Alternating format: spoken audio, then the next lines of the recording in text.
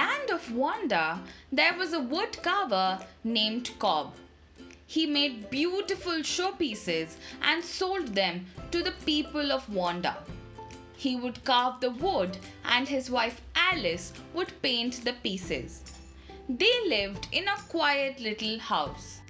During one cold winter night, they were sitting by the fire and talking to each other even as they carved and painted wooden pieces together.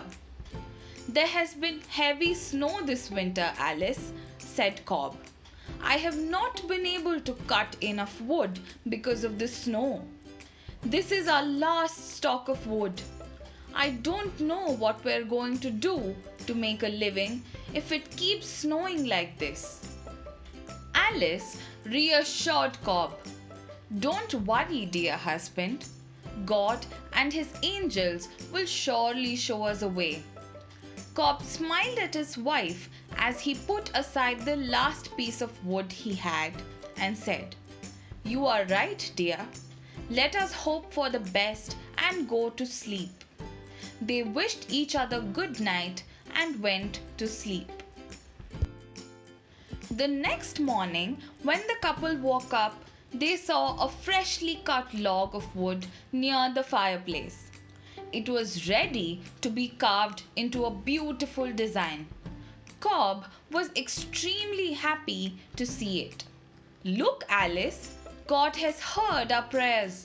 I can make a beautiful showpiece from this wonderful wood and sell it for a good price," he exclaimed. "Yes," said Alice, "and we can sell the goods. The money we earn will be enough for some days." Then she smiled happily. After some days, Cobb and Alice found themselves without wood and money. "What do we do, Alice? We don't have any more wood," said Cobb. Alice reassured her husband again that God would take care of them just like he had done earlier.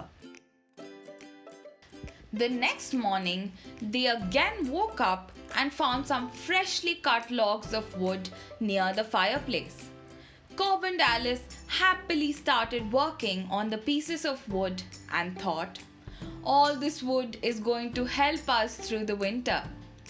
Then Cobb said, "We should find out who have been helping us out."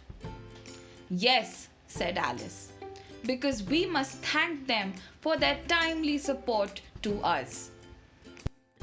That night, both of them hid behind the door to see who was helping them. They saw 4 elves enter the room carrying a log of wood and singing, "We are the busy elves helping the needy ones, and the ones who are kind, but not those who are the greedy ones."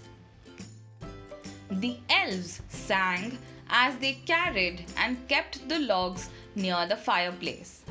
Then they went away. Cobb and Alice decided to repay the kindness of the elves and put some gifts for them near the fireplace. That night, when the elves came back carrying the wood and singing their song, they saw the gifts which were meant for them. They were very surprised and also full of joy. They took their gifts and sang and danced all night.